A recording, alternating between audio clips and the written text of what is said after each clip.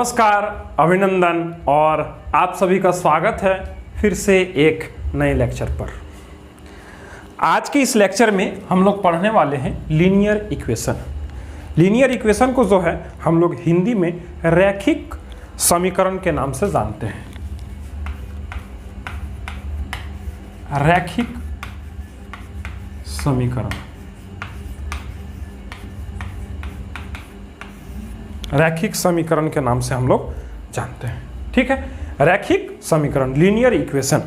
तो सबसे पहले हम लोग लीनियर इक्वेशन में अभी देखेंगे क्या कि लीनियर इक्वेशन हम लोग कहते किसको हैं और लीनियर इक्वेशन होता क्या है, उस चीज़ को सबसे पहले हम लोग समझेंगे, है ना। और उससे पहले हम लोग समझने का काम करेंगे अलजेब्रिक एक्सप्रेशन को। ठीक है, अलजेब्रिक एक्सप्रेशन, जैसे कि अभी हम कुछ एग्जांपल्स जो है बोर्ड में लिख रहे हैं, जैसे कि 2 + 4 = 6। एक इक्वेशन ये हो गया। अभी हम लिख रहे हैं x + 3 = 0, देन x + y = 4। ठीक, ये 3 एग्जाम्पल हम लिए हैं, 1 2 3, है ना। इस तरह से हम 3 एग्जाम्पल लिए हैं। ठीक है, तो ये सारा एग्जाम्पल जो हम लिए हैं, ये सारे को जो है हम लोग एक इक्वेशन बोल सकते हैं। क्या बोल सकते हैं? इक्वेशन बोल सकते हैं। ठीक है, क्यों इक्वेशन हम क्यों बोल रहे हैं? क्योंकि इसको हम किसी के साथ इक्वेट करने का काम किए हैं, है ना। देखिए =, ये =2 जो है, ये =2 जो है, इसके लेफ्ट साइड में और इसके राइट साइड में कुछ ना कुछ वैल्यू है ना। और हम लोग कह रहे हैं कि ये राइट वाला जो वैल्यू है वो लेफ्ट के इक्वल है। यही तो =2 का कहने का मतलब होता है कि नहीं। =2 का मतलब क्या है कि हमारा दोनों साइड जो है वो बैलेंस्ड है ना। तो उसी को हम लोग क्या बोलते हैं? इक्वेशन बोलते हैं। जब इस तरह =2 देकर हम लोग लिखने का काम करते हैं किसी भी एक्सप्रेशन को, तो हम लोग उसको इक्वेशन के नाम से जानते हैं। ठीक है, अभी देखिए, अब यहाँ पर आप देख पा रहे हैं कि जो है इक्वेशन में बहुत सारा चीज़ है। ठीक है ना। तो अभी जो है इस 4 को, इस 2 को जो है हम लोग जिस नाम से जानेंगे उसको हम लोग बोलते हैं कांस्टेंट। उसको हम लोग क्या बोलते हैं? कांस्टेंट, है कि नहीं।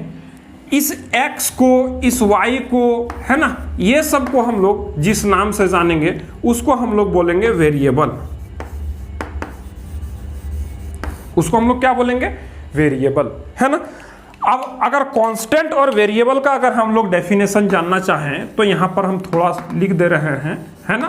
कांस्टेंट, कांस्टेंट कहने का मतलब है कि the value of which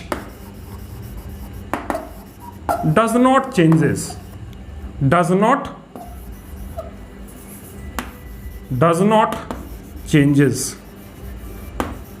according to the equation।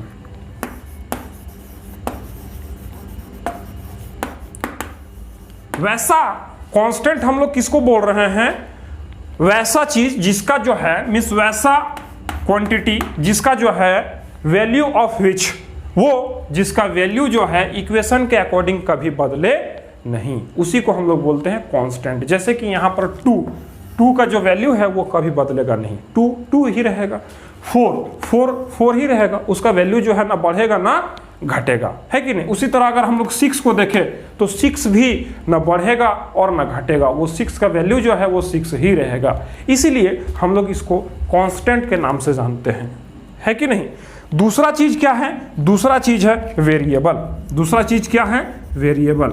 नाम से ही पता चल रहा है जो वेरी करने वाला है ना, जो वेरी करने वाला है। The value of which keeps changing according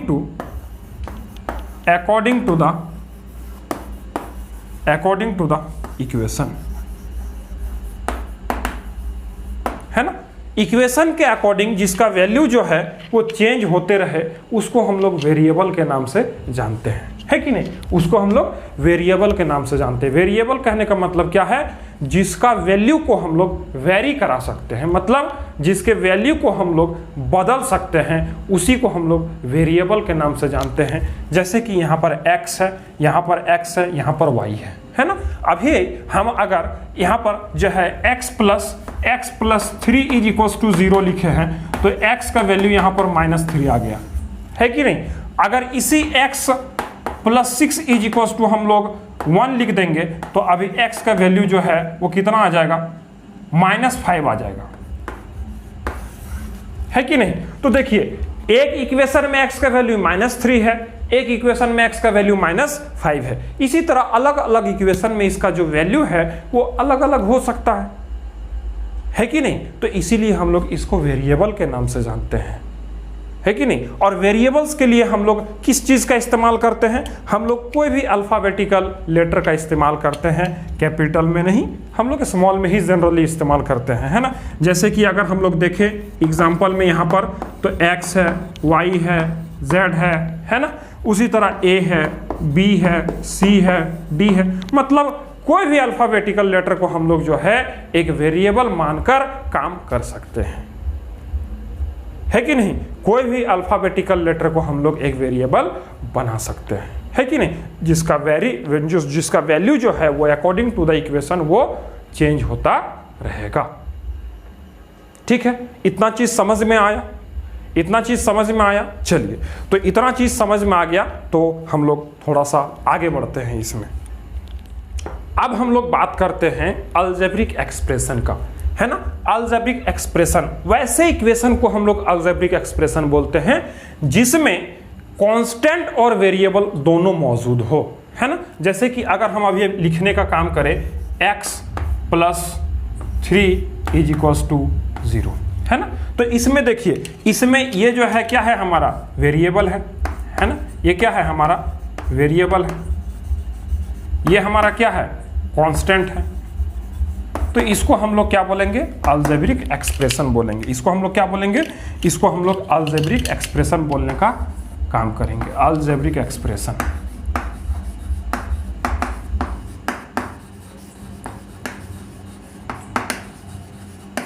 ठीक है? अलजेब्रिक एक्सप्रेशन बोलने का काम करेंगे, ठीक है? अब देखिए, अब अलजेब्रिक एक्सप्रेशन जो है वो जो है अलजेब्रिक एक्सप्रेशन को हम लोग जो है इक्वेशन तो बोल दिए, इसको हम लोग इक्वेशन बोल ही सकते हैं, है ना?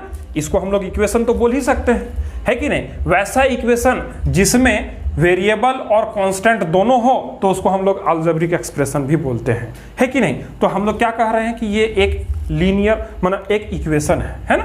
एक इक्वेशन है। अब इस इक्वेशन को हम लोग लीनियर इक्वेशन कब बोलेंगे? इस इक्वेशन को हम लोग लीनियर इक्वेशन कब बोलेंगे? तो देखिए, जो भी वेरिएबल होता है ना? आप लोग देखे होंगे, है ना? आप लोग बुक्स वगैरह में या फिर आप लोग पढ़े होंगे x, है ना? x स्क्वायर, x का क्यूब, x का पावर 4, x का पावर 5, है कि नहीं? तो इस तरह का जो है पावर जो है हम लोग देखे हैं, पढ़े हैं, है कि नहीं? तो उसी तरह जब एक इक्वेशन में किसी एक वेरिएबल का पावर जो होता है, मैक्सिमम पावर जो होता है, एक वेरिएबल का जो मैक्सिमम पावर होता है, जैसे कि यहाँ पर x है ना? तो x का यहाँ पर एक ही वेरिएबल है, इसीलिए हम लोग इसको क्या बोलेंगे? x का पावर यहाँ कुछ भी नहीं है तो 1 है, कुछ भी नहीं है मतलब क्या है? 1 है। उसी तरह अगर यहाँ पर हम लोग देखें x का पावर यहाँ पर 1 है, यहाँ 2 है, यहाँ 3 है, यहाँ 4 है, यहाँ 5 है कि नहीं? तो अब इस x का जो पावर है, अगर एक इक्वेशन में x का पावर मैक्सिमम पावर अगर 1 है तो वैसे इक्वेशन को हम लोग लीनियर इक्वेशन के नाम से जानते हैं, और हम लोग इस मैक्सिमम पावर को डिग्री ऑफ इक्वेशन के नाम से भी जानते हैं,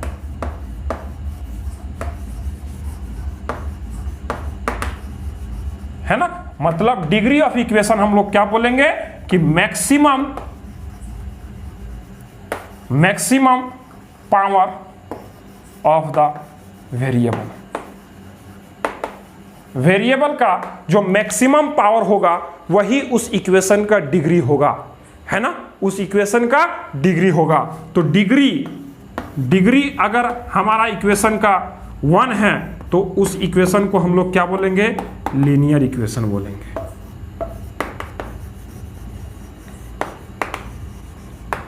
ठीक है, उस इक्वेशन को हम लोग क्या बोलेंगे, लीनियर इक्वेशन बोलेंगे। अगर डिग्री हमारा 1 है तो हम लोग उसको क्या बोलेंगे, लीनियर इक्वेशन बोलेंगे। अगर डिग्री हमारा 2 है तो उसको हम लोग जो है क्या बोलेंगे, क्वाड्रेटिक इक्वेशन बोलेंगे।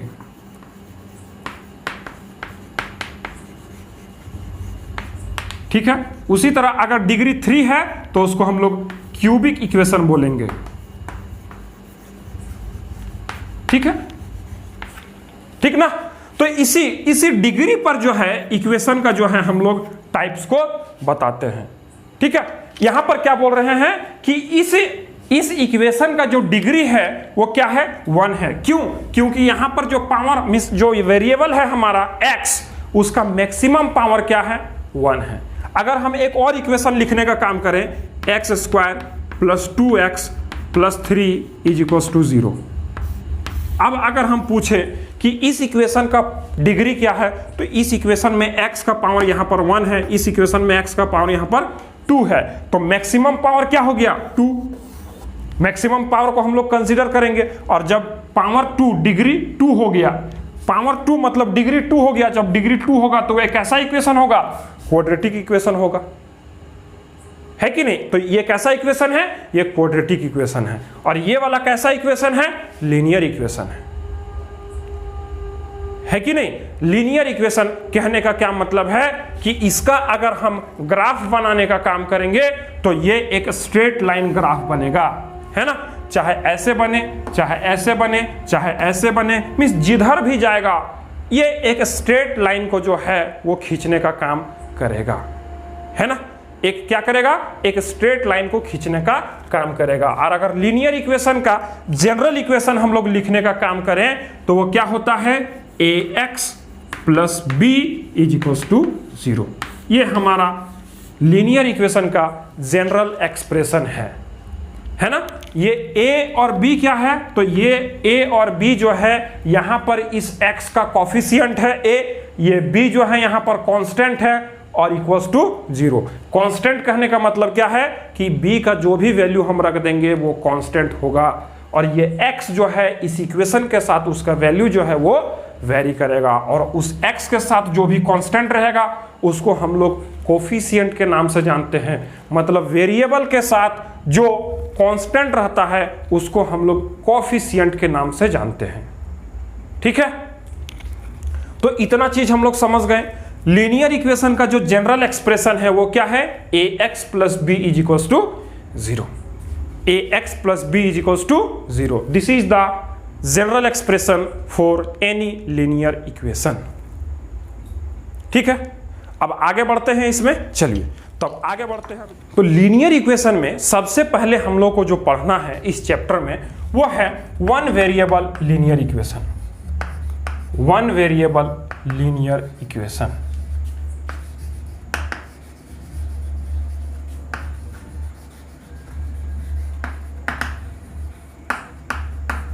है ना।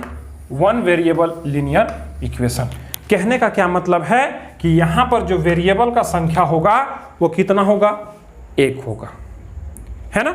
और इसका जनरल एक्सप्रेशन हम लोग थोड़ी देर पहले लिखे थे, और इसका जनरल एक्सप्रेशन क्या होगा देखते हैं, फिर से लिखते हैं, है ना। जनरल एक्सप्रेशन क्या होगा,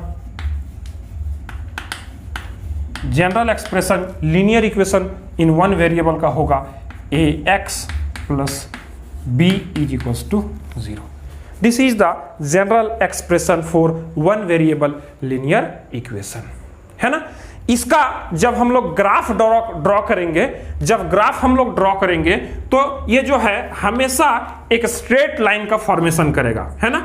हमेशा एक स्ट्रेट लाइन का फॉर्मेशन करेगा, है ना। स्ट्रेट लाइन, सीधी रेखा बनाएगा ये, है कि नहीं। जैसे कि अगर हम इस तरह का एक कोऑर्डिनेट सिस्टम बना दे, इस तरह का एक कोऑर्डिनेट सिस्टम बना दे, ये x o x डैश, ये y o y डैश, है ना। तो इसका जो इक्वेशन बनेगा वो हमारा कैसा बनेगा, वो हमारा किस तरह से बनेगा, तो वो जो है एक स्ट्रेट लाइन बनेगा, इस तरह से बने, इस तरह से बने, है ना, किसी भी तरह से ये एक स्ट्रेट लाइन का जो है वो ग्राफ बनाएगा, है ना। और ये जो ग्राफ बनेगा वो कैसा होगा, ये पैरेलल होगा, है ना। अगर हम लोग x वेरिएबल में ग्राफ बना रहे हैं तो ये y एक्सिस के पैरेलल हो सकता है ना। और अगर y वेरिएबल में हम लोग ग्राफ बनाने का काम करेंगे तो x एक्सिस के पैरेलल हो सकता है, ठीक है।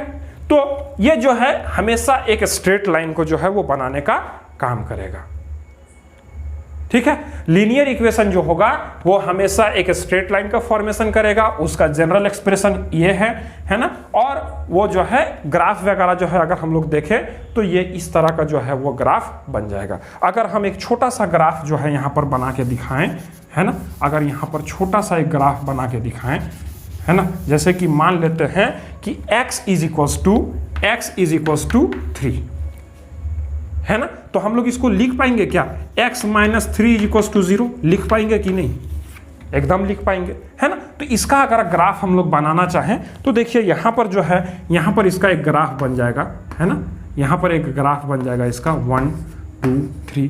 तो ये जो है इस तरह का एक ग्राफ जो है ये बन जाएगा x is equals to 3, x is equals to 3 का जो है ये ग्राफ है ना। x इज इक्वल्स टू 3 का ये ग्राफ है ना। x is equals to 3 means x axis में, सॉरी ये y एक्सिस में जो है हम लोग खींच दिए,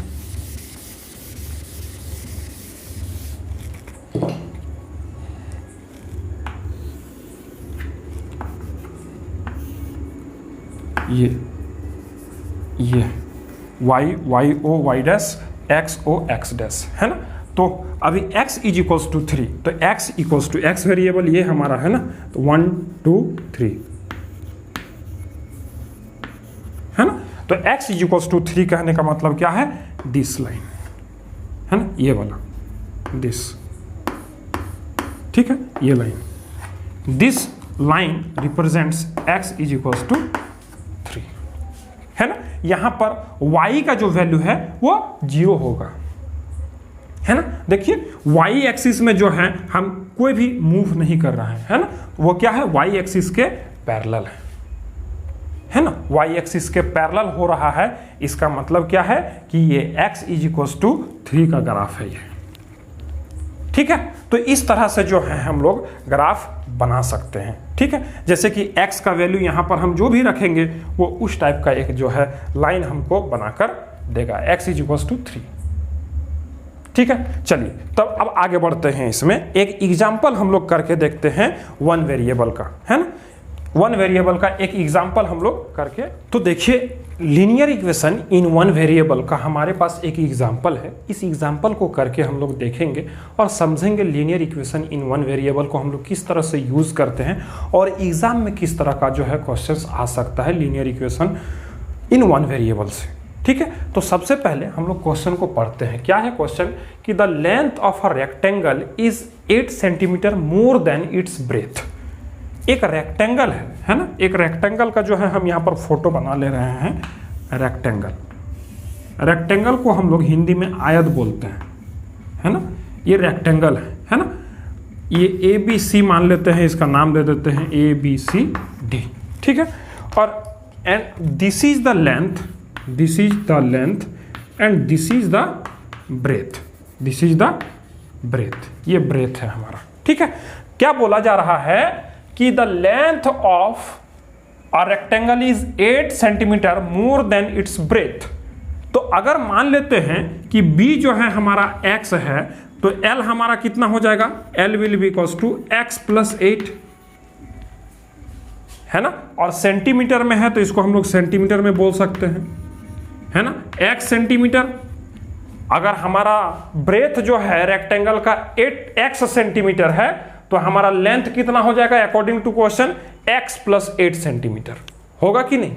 आगे बोल रहा है if the perimeter of the rectangle is 68 centimetre. Perimeter जो है रेक्टेंगल का वो दिया हुआ है, परिधि आयत का जो है वो दिया हुआ है, then its length and breadth, तब इसकी लंबाई और चौड़ाई, इसका लेंथ और ब्रेथ क्या होगा उसको फाइंड आउट करना है ना। देन उसका लेंथ और ब्रेथ क्या होगा वो फाइंड आउट करना है कि नहीं। तो हम लोग जानते हैं अकॉर्डिंग टू क्वेश्चन यहां पे लिखेंगे पेरीमीटर ऑफ रेक्टेंगल ABCD, इस ABCD रेक्टेंगल का पेरीमीटर हम लोग लिख पाएंगे 2 × L+B, ये एक्सप्रेशन हम लोग जानते हैं, है कि नहीं। अब इस रेक्टेंगल का जो पेरीमीटर है वो क्वेश्चन में ही दिया हुआ है, रेक्टेंगल का पेरीमीटर दिया हुआ है 68 सेंटीमीटर, ठीक है। इसको हम लोग को इक्वेट करना होगा, 2 तो है यहां पर हम लोग का रहेगा, लेंथ हमारा कितना है x+8 और हमारा ब्रेथ कितना है, तो इसको हम लोग प्लस करेंगे x से, है ना। तो इस तरह से हो जाएगा हमारा एक्सप्रेशन, ठीक है। इसको बड़ा ब्रैकेट हम लोग कर देते हैं। तो अब जो है 68 centimetre will be equals to, ये भी जो आएगा वो सेंटीमीटर में आएगा, है ना। तो ये क्या हो जाएगा हमारा 2 × 2x+8, इस ब्रैकेट को जब खोलेंगे तो x और x दोनों जुड़ जाएगा, तो ये 2x हो जाएगा और प्लस हमारा क्या हो जाएगा 8 हो जाएगा। अब 68 सेंटीमीटर इज इक्वल्स टू 2 × 2, तो 4x हो जाएगा और प्लस 2 × 8 हो जाएगा ये 16, है कि नहीं। और हम लोग लिख पाएंगे क्या लिख पाएंगे कि 4x will be equals to 68 - 16 centimetre, है कि नहीं। और हम लोग लिख पाएंगे x will be equals to, और हम लोग लिख पाएंगे क्या, x will be equals to 68 - 16 कितना हो जाएगा 52, और ये x का जो 4 कॉफिशिएंट है वो इधर आ जाएगा, तो यह आ जाएगा 13 सेंटीमीटर आ जाएगा, है ना। तो देखिए यहां पर हम लोग वन वेरिएबल को किस तरह से इस्तेमाल किए, देखिए हम लोग क्या किए कि एक वेरिएबल मान लिए हम लोग इसके ब्रेथ को, है ना, इसका पेरीमीटर हमको गिवन था, इसके ब्रेथ को हम लोग x वेरिएबल मान लिए और उसका लेंथ के साथ जो है रिलेशन हमारा दिया हुआ था उसको हम लोग पुट कर दिए, और उस एक वेरिएबल का जो है वैल्यू हम लोग यहां पर फाइंड आउट कर लिए, दैट इज 13 सेंटीमीटर आया हमारा x का वैल्यू। इसका मतलब इसका ब्रेथ कितना हो गया, ब्रेथ कितना हो गया 13 सेंटीमीटर हो गया इसका ब्रेथ, है ना। ये ब्रेथ जो है ये आ गया 13 सेंटीमीटर, और ये जो इसका लेंथ है ये कितना आ गया 13 और प्लस का 8, है ना। 8 सेंटीमीटर ज्यादा है तो 13 प्लस का 8 ये कितना हो जाएगा 21 सेंटीमीटर, है कि नहीं। तो इस तरह से जो है हम लोग linear equation in one variable का जो है क्वेश्चंस हम लोग देख सकते हैं, एग्जाम में इस तरह का क्वेश्चंस आ सकता है, और इसी तरह से हम लोग linear equation in one variable को जो है यूज करते हैं, ठीक है। किसी को कोई दिक्कत कोई परेशानी है तो बताइए, ठीक है। किसी को कोई दिक्कत कोई परेशानी नहीं है, चलिए तो आगे बढ़ते हैं। अब आगे जो हम लोग इसमें देखने वाले हैं वो है लीनियर इक्वेशन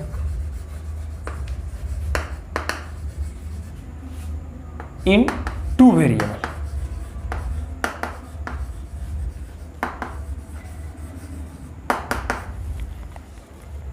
है ना। Linear equation in two variable. अब ये टू वेरिएबल का जो जनरल एक्सप्रेशन होगा वो कैसा होगा, टू वेरिएबल का जनरल एक्सप्रेशन क्या होगा।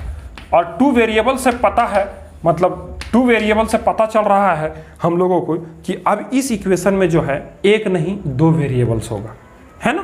तो हम लोग यहां पर लिख पाएंगे क्या कि ax plus by plus c is equals to 0। इस तरह का जो है जनरल इक्वेशन का जो है वो फॉर्म रहेगा टू वेरिएबल में, है ना। टू वेरिएबल में इस तरह का फॉर्म जो है वो रहेगा, ठीक है।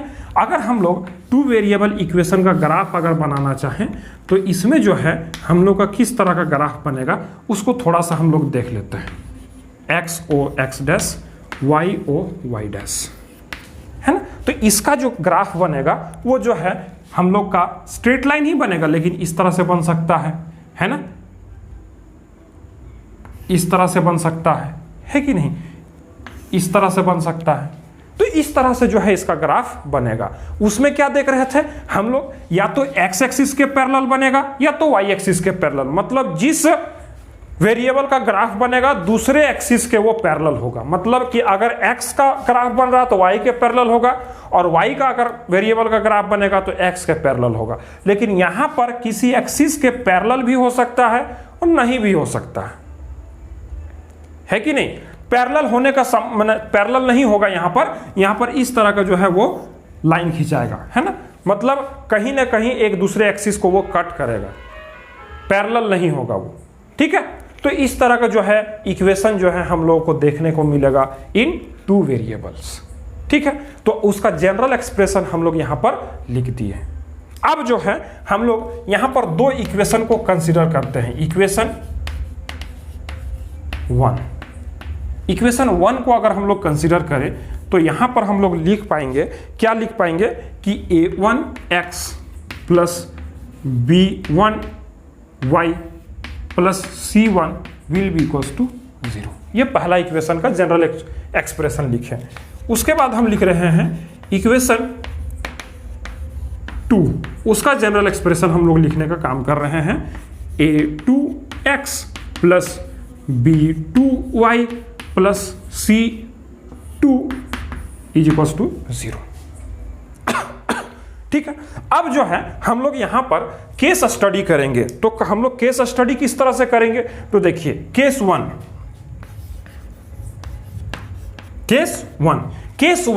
अगर मान लेते हैं कि a1 upon a2 will be equals to b1 upon b2 will be equals to c1 upon c2, है ना। a1 by a2 will be equals to b1 by b2 will be equals to c1 by c2,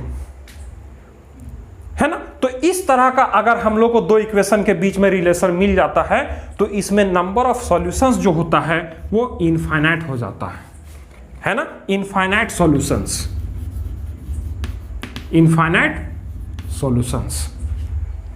ठीक है। यहां पर हम लोग दो case देखते हैं, इसको मिटा दे रहे हैं।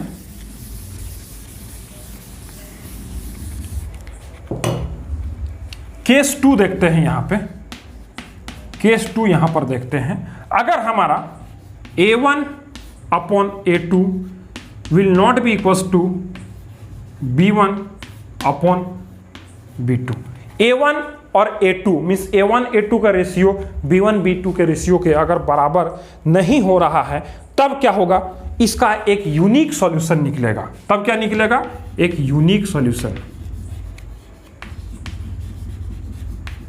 मतलब एक सॉल्यूशन हमको वो देके जाएगा। x और y का जो है हमको एक वैल्यू मिलेगा, एक यूनिक वैल्यू मिलेगा।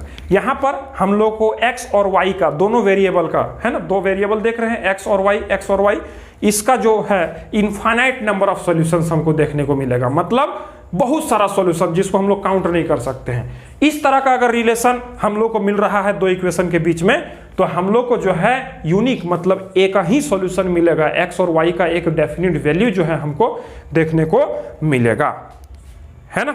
और अगर केस 3 हम देख रहे हैं, केस 3 अगर हम लोग देखते हैं, case 3 a1 upon a2 will be equals to b1 upon b2 will not be equals to c1 upon c2।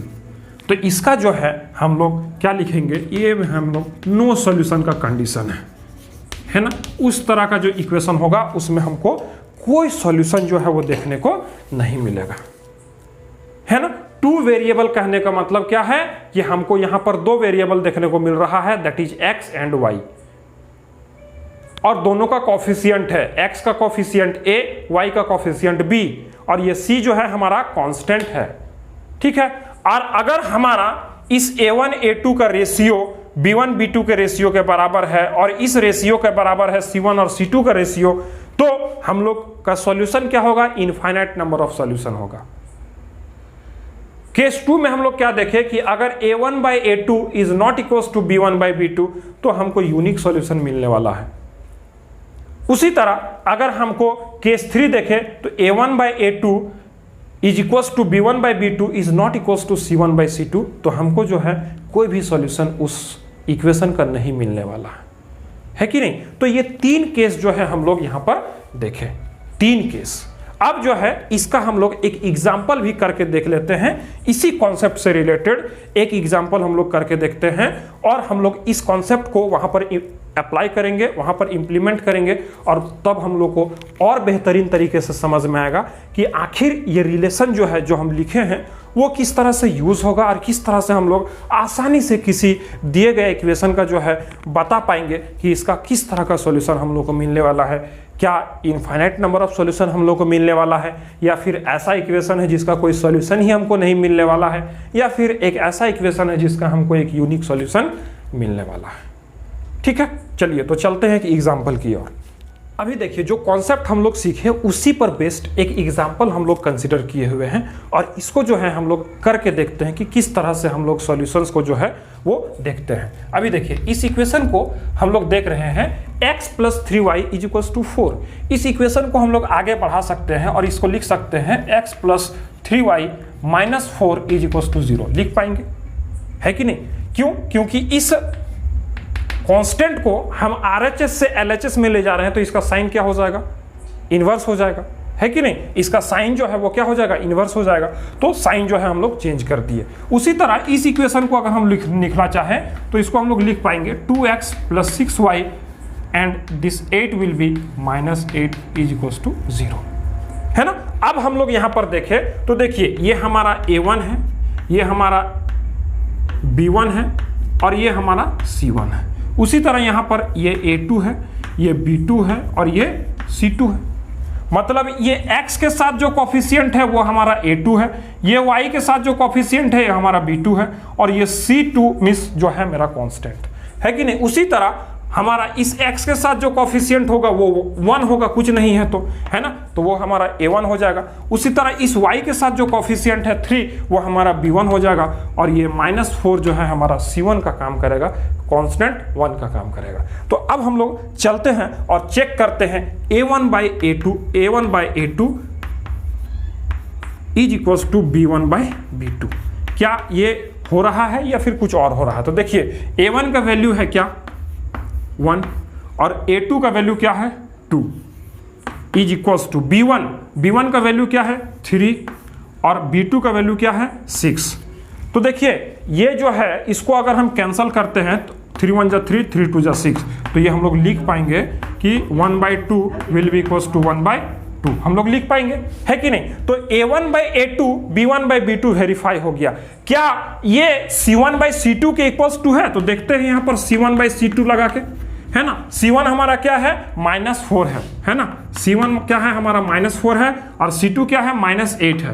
तो इसको भी माइनस कैंसल आउट, 4 × 1 = 4, 4 × 2 = 8 और ये भी आ गया 1/2। मतलब यहां पर जो है हम लोग का क्या आ गया a1/a2 = b1/b2 = c1/c2 और ये हमारा केस कौन सा है, ये केस 1 है, that is no means infinite solution. Infinite solution मतलब इस इक्वेशन को अगर हम लोग सॉल्व करने जाएंगे तो इसमें जो है हम लोगों को इनफाइनाइट नंबर ऑफ सॉल्यूशंस जो है वो देखने को मिलेगा, है ना। मतलब कि हम लोग नहीं बोल पाएंगे कि x का कितना वैल्यू होगा और y का कितना वैल्यू होगा। यहां पर x और y का जो वेरिएबल्स है, x और y दोनों वेरिएबल है, उसका इनफाइनाइट वैल्यूज होगा, इनफाइनाइट सॉल्यूशंस मिलेगा। मतलब x का इनफाइनाइट नंबर ऑफ वैल्यूज हमको मिल सकता है और y का भी हम लोग को इनफाइनाइट नंबर ऑफ वैल्यूज मिल सकता है कि नहीं। तो इस तरह से जो है हम लोग लीनियर इक्वेशन जो इस चैप्टर को है हम लोग पढ़ लिए और इसमें लीनियर इक्वेशन इन 1 वेरिएबल के साथ साथ हम लोग लीनियर इक्वेशन इन 2 वेरिएबल दोनों को जो है हम लोग कवर कर लिए विथ एग्जांपल। नेक्स्ट लेक्चर में हम लोग इस चैप्टर से रिलेटेड कुछ MCQ क्वेश्चंस को भी डिस्कस करेंगे और उसको सॉल्व करने का काम करेंगे, ठीक है। तो आज के लेक्चर में इतना ही, मिलता है फिर आपसे अगले लेक्चर में। तब तक के लिए गुड बाय, टेक केयर।